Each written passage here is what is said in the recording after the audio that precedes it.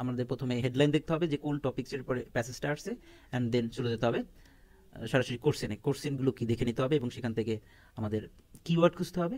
Keyword খোঁজার পরে সেটা আবার প্যাসেজে গিয়ে খুঁজতে হবে, তারপর অ্যান্সার ফাইন্ড আউট করতে হবে। তো আমরা দেখি এখানে ইনস্ট্রাকশন কি সেটা আগে দেখতে হবে। এখানে বলছি question 1 to 4 complete the notes below. এখানে নোটস বিলো আসছে, notes below that means gap fill বলা যায়। Choose one word only from the passage for each answer. Passage থেকে একটা করে ওয়ার্ড নিয়ে এই প্রশ্নের বা গ্যাপ ফিল এখানে পূরণ করতে হবে। তো রাইট এর answer in boxes 1 to 4 on your answer sheet. একটা অ্যান্সার শিট দেওয়া থাকবে, সেই অ্যান্সার শিটে তুলে নিতে হবে আমাদের অ্যান্সারগুলো 1 2 3 4 এভাবে।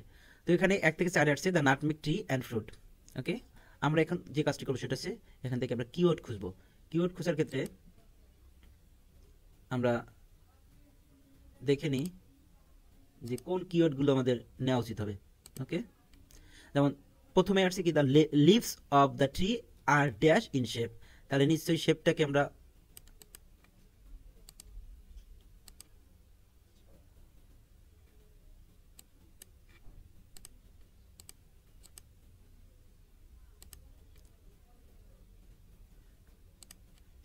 আমরা আন্ডারলাইন করতে পারি। শেপ অ্যান্ড লিভস, যেখানে লিভস দেওয়া থাকবে সেখান থেকে আমাদের প্রশ্ন অ্যান্সার আসবে। Leaves and shape. ওকে, আর যদি আমরা এটার ইয়াটা বলি যে কি বলছে এখানে the leaves of the tree, গাছের পাতাগুলো আর ড্যাশ ইন শেপ, কোনো একটা শেপের। গাছের পাতা কেমন হয়, যে কোনো একটা কথা বলবে, সেটা হচ্ছে অ্যান্সার এবং একটা ওয়ার্ড নিতে হবে। 2 নম্বর বলছে the dash surrounds the fruit and breaks open when the fruit is ripe. যখন ফলটি পেকে যায় তখন এই ফলের আশেপাশে কোনো একটা অংশ খুলে যায়, ভেঙে যায়। সো আমরা এখানে কি নেব, রাইপ নিতে পারি। তারপর হচ্ছে ব্রেক্স, ফ্রুটস, ঠিক আছে, এগুলো আমাদের কিওয়ার্ড হতে পারে। 3 নম্বর বলছে the dash is used to produce the spice nutmeg.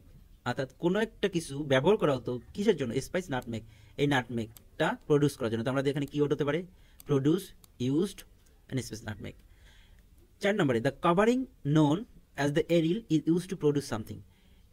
এই এরিলটা, the covering known as the aril, এই এরিলটা কভারিংটা এরিল নামে পরিচিত এবং যেটা কিনা ইউজ করা হতো কোনো কিছু প্রডিউস করার জন্য। সো আমরা এখানেও খুঁজবো প্রডিউস, ইউজড, এরিল। তো এই হচ্ছে আমাদের গ্যাপ ফিল। এবার আমরা সরাসরি চলে যাব আমাদের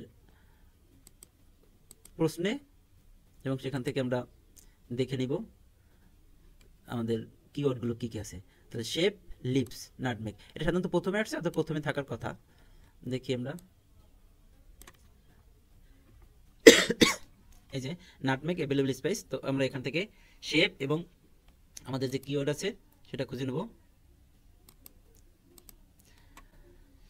নাটমেগ অ্যাভেলেবল স্পাইসি, তাহলে আমাদের শেপ এবং লিপস খুঁজতে হবে। এই যে আমরা লিপস পেয়েছি। ওকে, lips.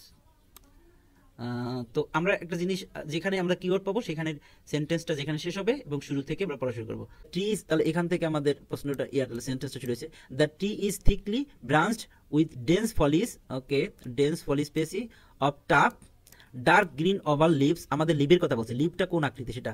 And produces small, okay, yellow bell shape flowers.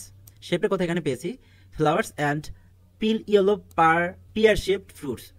ওকে, এখানে আমাদের শেষ হয়েছে। এখন আমাদের এখানে অনেকগুলো শেপের কথা বলা আছে। ফ্রুটসটা কেমন, pear shaped, yellow pear shaped fruits, দরকার নাই, এটা আমাদের দরকার আছে লিভস।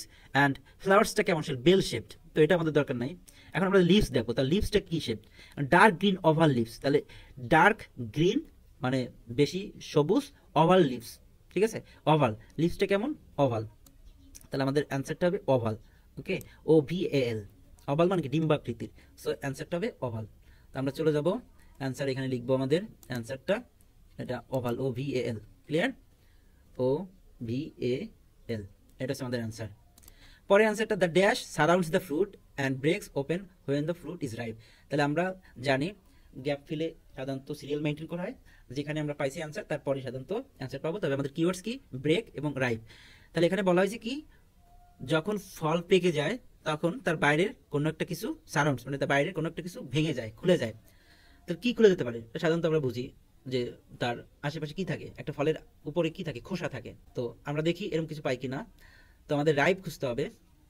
এরপরে কি আছে, ওকে এখানে আমরা শেষ করছিলাম, তারপর থেকে পড়বো। The fruit is encased in a fleshy husk. The fruit is encased in a fleshy husk. Okay, বলছে কি ফ্রুটটা একটা ফ্লেশলি হাস্ক দ্বারা এনকেস থাকে।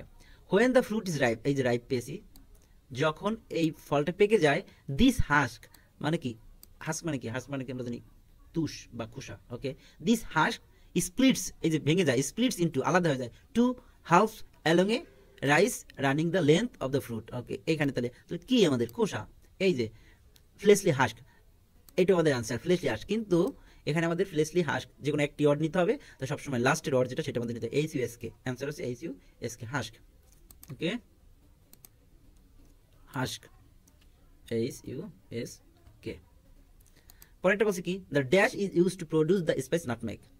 কোনো কিছু ব্যবহার করা হতো কিসের জন্য, spice nutmeg, valuable spice nutmeg produce করার জন্য। সো আমরা খুঁজবো স্পাইস নাটমেগ প্রডিউস কোথায়, এরপরই পাবো সাধারণত। ওকে,